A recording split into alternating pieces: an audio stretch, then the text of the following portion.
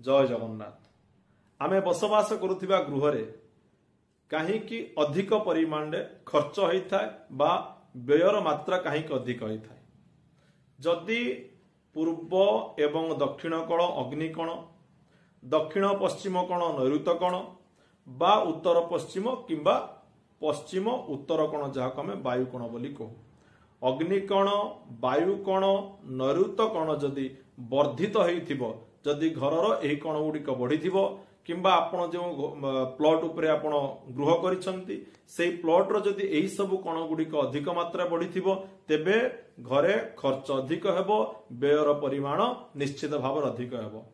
द्वितीय कारण टी कोण, छात ऊपर जदि पानी टांकी रखुचंती ईशान्य कोण रे, पूर्व उत्तर कोण रे जदि छात ऊपर पानी टांकी रखुचंती ताहा मध्य आपणकर व्यय को अधिक मात्रा बढ़ाई थाए।